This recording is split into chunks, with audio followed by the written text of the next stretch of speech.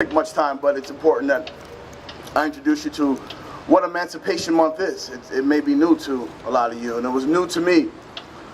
We are standing on the grounds of the first Emancipation Month ceremony. All right? We all know Emancipation Day, right? Could you tell me quickly what Emancipation Day is connected to, why we have Emancipation Day? Someone?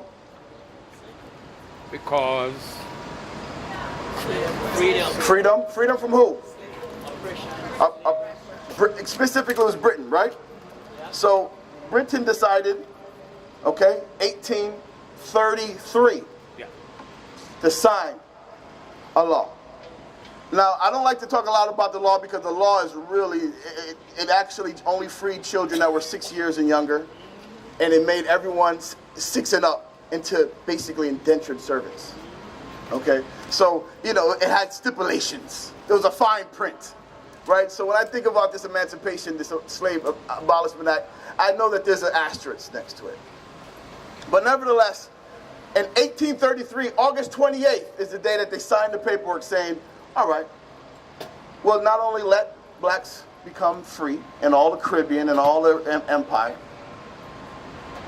but we'll also pay all the slave masters for their loss of property. All right, so there's no money set aside for us to be able to build or to be able to exist, but there was money to compensate to those who already had money to compensate for their loss of property. Then it wasn't passed and made official until August 1st the next year of 1834. So we celebrate August 1st, 1834, but it was 1833 when it was first signed. So on August 28th, 2016 is the first day that we lifted this flag and we declared August to be Emancipation Month for the Black Commonwealth, across the Caribbean, across the UK, and here in Canada. And so for the past 2 years, we've diligently pushed our message, this gospel of unity, of love, and of freedom. Right now, there's a flag made by the same person who's here with us today, Fragrance. Could you just stand up? This is our seamstress. This is the official seamstress of the UNIA Division 433 in Buffalo, New York. So we drove past Burlington, and at City Hall in Burlington right now, there is a red, black, and green flying. So for the first time in my life, 41 years of living, I drove past a city in Canada that has our flag flying. Touched me. And on top of that, I was on my way to another city to raise that flag. Emancipation Month. This is what it looks like. An entire month where we focus on post-traumatic slave syndrome. We focus on how do we recover from 400 years, plus years of slavery, of separation, of being told that we're nothing, being told that we're just the laborers of the world. But it's also to help our brethren who were the persecutors, because we are love. We are love. So we are having during this month, putting together programs and curriculums so that we can have open dialogue about race.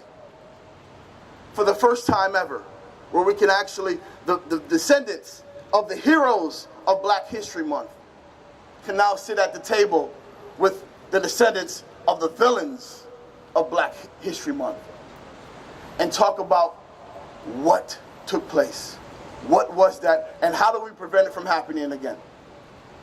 So I just wanted to give you a little bit of insight of what Emancipation Month is all about. We are stretching this across the UK. I'll be traveling to islands, giving this program to prime ministers so that this red, black, and green can go up on flagpoles all across the Black Commonwealth where we can stand united and finally start working on the freedom that we decide, not anyone else's version of freedom. And until we are happy with that version of freedom, we will continue to pursue until we are happy. Until we're overly happy, we are going to push and push and push. So ladies and gentlemen, the story that's being written right now of Canadians Afro-Canadians in Canada. It's being written. It's being written. And we are going to make sure that history will know of all of your efforts. We're documenting names. Every contribution that happens up here today will be documented and preserved so generations from now could find out who their ancestors were. Yep. Yep. Because at this point, the gentleman who introduced Marcus Garvey Day, Terry Brown, if we don't pick up the mantle, if we don't pick up his legacy, if we don't carry the torch, who will? If we don't preserve the work he did, who will? So we are writing our names in the history book to make sure that we can continue giving inspiration, much like our ancestors who Sharon evoked earlier. So I'm going to call up my host now, and what we're going to do is we're going to call up all of the honorary flag raisers who are going to help us lift up the flag. Then we're going to really kick this program into high gear. All right? Are you ready? Has anyone seen Masani? I know. Anyone seen Masani? Okay. Well, you know when Masani show up, Rasta vibes show up. And with this is Marcus Garvey Day, it was no more fitting partner to connect with Rasta Fest and make sure that that reggae echoed down Bay Street. Okay, it's a business day. So we're gonna echo all through the financial district and all into City Hall, and they're gonna know we're here. Yeah? Yeah. All right. So I'd like to call up our hosts who are going to call up our honorary 2018 honorary flag raisers. How's everybody feeling? You know, I'm so proud to be here, but I'm also very relieved that even though we've said